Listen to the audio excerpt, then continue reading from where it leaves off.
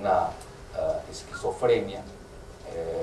Por un lado, acuérdense ustedes cuando Fox y Castañeda van y se pelean con los sudamericanos, con todos prácticamente, ya no citemos a Cuba, se van y se pelean con todos ellos porque querían clavarnos más al modelo gringo. Esa es la realidad. No es que sean tontos, aquí nadie es tonto, aquí son apuestas políticas.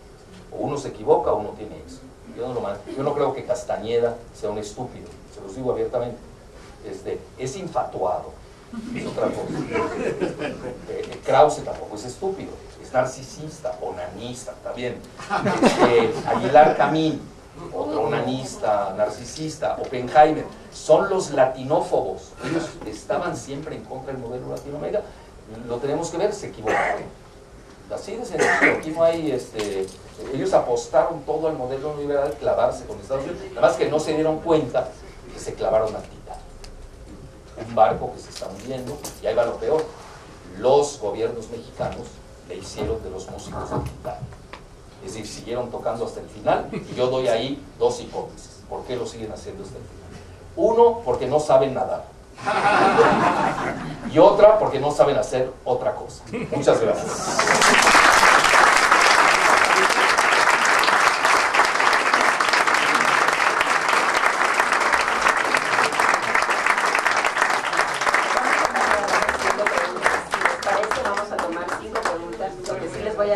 Que sean breves. Yo vi una declaración, Alfredo, en la jornada ayer que hablaste sobre los países que no dan trabajo a los jóvenes. Bueno, hoy salió, pero lo hiciste ayer. Ah, bueno. ¿No sabes que no lo hice ayer? No. Bueno, porque la misma jornada dijo que lo habías hecho ayer. Permíteme, ¿cómo tendrás que explicar tú el movimiento social en el mundo sobre los jóvenes y los trabajadores concretamente? Porque esa es una crisis grande y el problema de España.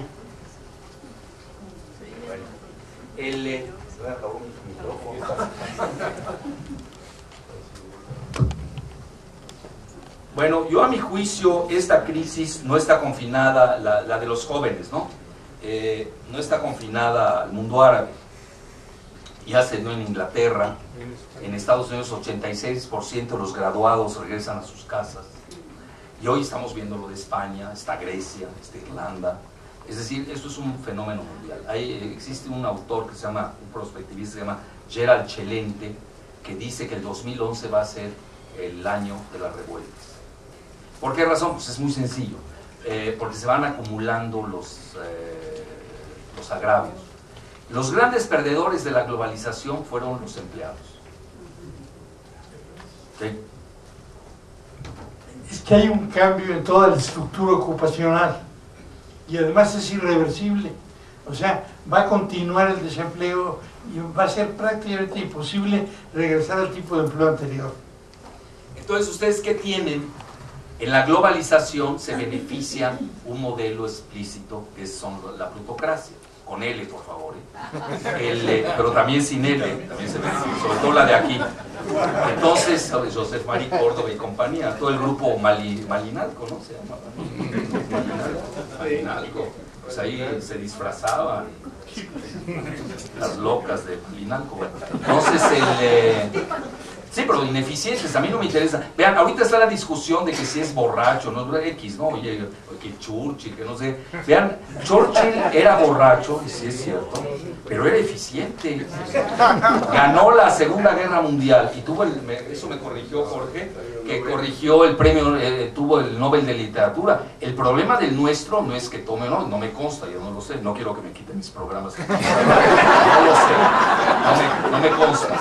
Pero por lo que he leído, las mantas que veo, yo creo que eso no es un tema. El problema es la ineptitud de Calderón, que ahora se exacerba con los drinks, obviamente. Entonces, la globalización sí tiene perdedores. Es el modelo de la plutocracia que nos inventaron el ofertismo fiscal, y estoy hablando muy académicamente, el famoso supply side economics. Es decir, los empresarios pagan menos, y al pagar menos tienen más dinero disponible para crear empleos. Y esto sí, pero los cautivos a pagar empleos, a pagar impuestos, pues era la clase obrera y los empleados. A esos no les quitaron los impuestos. Ese es el famoso ofertismo fiscal, que lo disfrazaron con la famosa tercera vía de Anthony Giddens, y que luego toma Tony Blair, y que aquí enloquece tu amiga Amalia, que se equivoca en la tercera vía, pero no creía que era vía de ferrocarril. Enloqueció, literal, ¿te acuerdas, no? Como Amalia enloquece. Y es una de las ideólogas de los chuchos, ¿no? Y de las chuchas y las chiches y todo eso. Entonces, a lo que quiero llegar, falló ese fenómeno. Mientras ellos hubieran tenido eso, bueno, no había tanto desempleo, etc. Ahora el grave problema es de que quebró ese modelo y se está rescatando con dinero estatal. Entonces, lo único que le queda, y voy a citar a Albert Camus, la única legitimación que tienen los jóvenes es la revuelta. A mí se me hace legítima la revuelta porque es de supervivencia. Sí, pero no es duradero. No, pues tienen que cambiar, No es un camino. tienen que llevar a un camino. sí, pero tampoco pueden quedarse callados. Pero no hay regreso a la estructura anterior. No, tienen que hacer una nueva. Tienen que hacer una nueva. Bueno, incluso vean, hay una entrevista que vale la pena leer, a ver si la pueden buscar, que hace Eric Hobsbawm, que a mi juicio es uno de los grandes, de los 5 pensadores del mundo occidental. Desconozco quiénes sean los otros 4. Eric Hobsbawm lo entrevista el periódico británico The Guardian, y lo va a ver George Soros, porque está nervioso.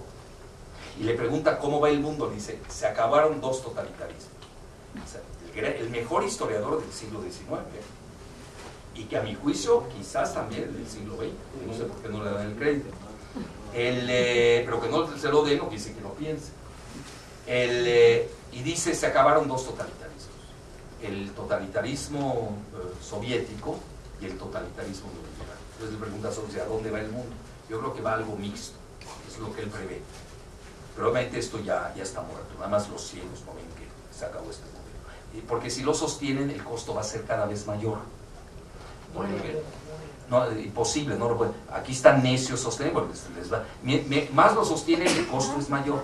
Entonces, y yo siempre he hablado que, ustedes lo han visto, el 15 de septiembre del 2008 empieza con una crisis financiera, que luego se traduce en una crisis económica. La crisis económica se traduce en una crisis energética, y la energética se traduce en una crisis alimentaria en medio de un cambio climático.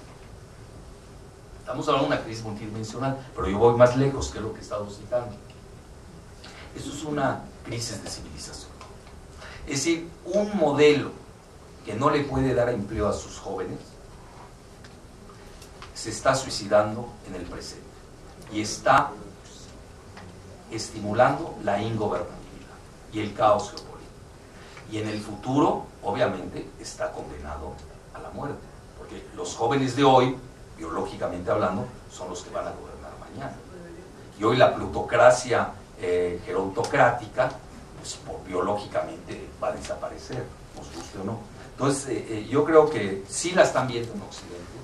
La desgracia es de que los tienen demasiado lubricados, para no decir otro término más fuerte. La clase política no existe. Hoy los que gobiernan son los financieros, son esos 13 banqueros de Wall Street, y a los que hay que someter.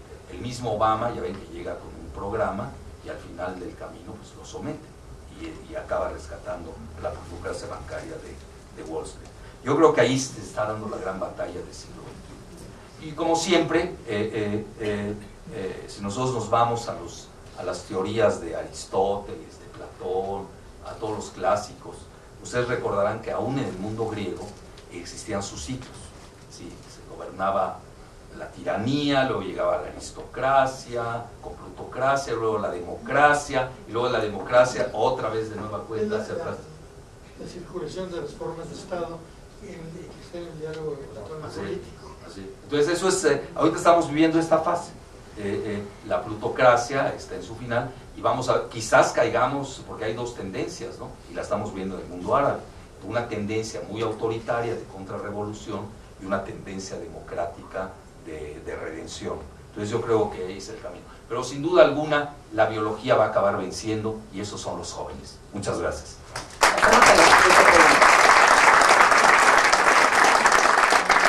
Muy buenas noches, don Alfredo. Siempre como de costumbre, es un privilegio escucharte, te felicito.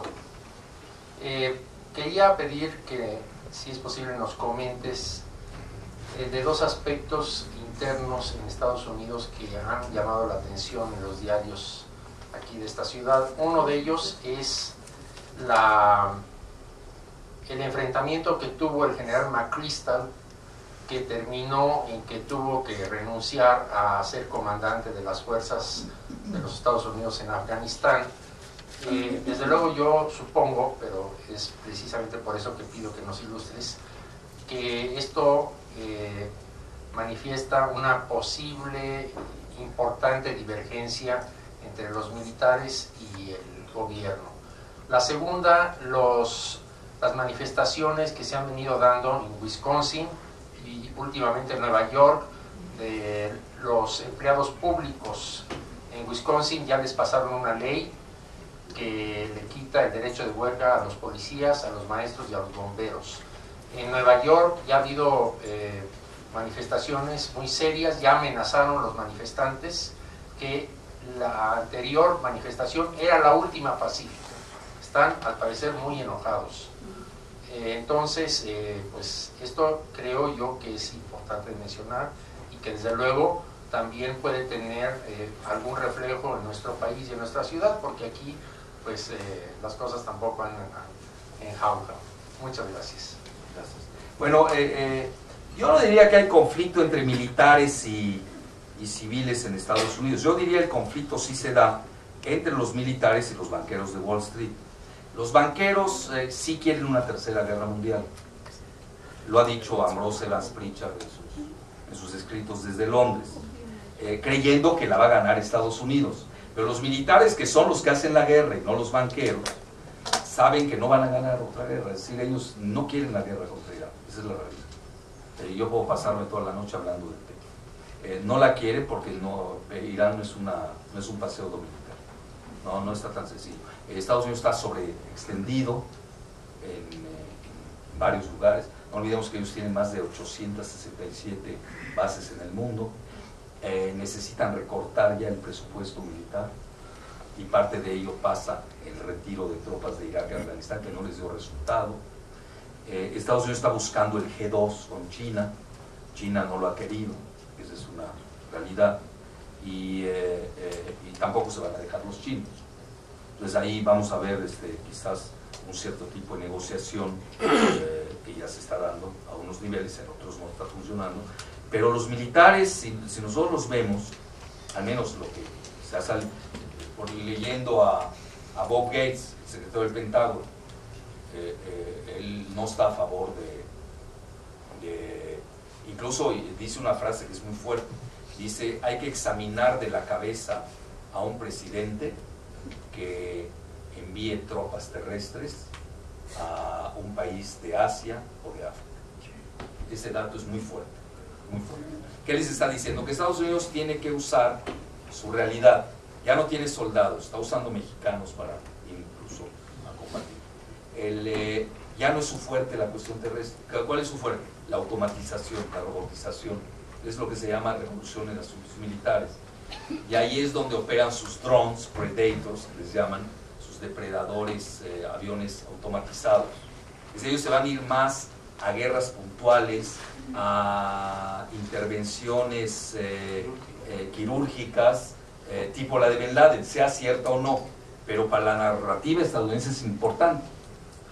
Es decir, ya no van a perder, por lo menos van a tener éxitos.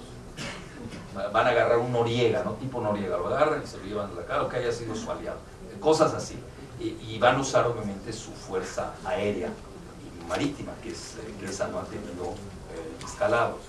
Entonces sí es muy claro. Lo de la renuncia de McChrystal fue una declaración a una revista erótica de Estados Unidos. Y yo creo que había problemas también con el comandante de la región de Afganistán, que es el Petraeus, el general David Petraeus. Y no perdamos de vista qué es lo que ha sucedido 3 días antes del asesinato de Bin Laden, sea cierto o no, eso es irrelevante. Estamos hablando para la narrativa estadounidense. Cambian al jefe del